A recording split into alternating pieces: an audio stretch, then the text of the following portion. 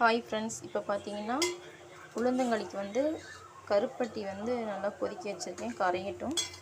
மாவு இங்கே அரைச்சி வச்சுருக்கேன், உளுந்தங்களி மாவு. இது ஊற போட்டிருந்தேன், ஊற போட்டு இப்போ அரைச்சி வச்சுருக்கேன் கிரைண்டரில். பார்க்கலாம் எப்படி செய்யலான்னு. இது இறக்கிக்கலாம். கருப்பட்டியை எப்பயுமே வடிகட்டிக்கோங்க, இல்லைன்னா அதில் மண்ணெலாம் இருக்கும். இப்போ பாருங்கள் ஃப்ரெண்ட்ஸ், கருப்பட்டியை கருப்பட்டி பாகை நான் மாவோடு சேர்த்துட்டேன். நல்லா கை விடாமல் கிண்டணும், இல்லைன்னா கட்டி சேர்ந்துடும்.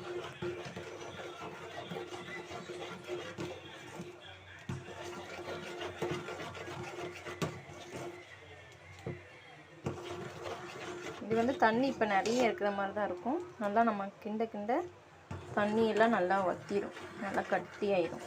பாருங்கள், இப்போ நல்லா மாவு மாதிரி இருக்குது, நல்லா கட்டியாயிடும் கிண்ட கிண்ட. ஃப்ரெண்ட்ஸ், இப்போ பாருங்கள், நல்லா கட்டியாயிடுச்சு களி. இப்போ நெய்யை ஊற்றி நல்லா குடிக்கலாம். அவ்வளோதான் ஃப்ரெண்ட்ஸ், களி உளுந்தங்களி ரெடி ஆயிடுச்சு. உங்கள் வீட்லேயும் இப்படி ட்ரை பண்ணி பாருங்கள்.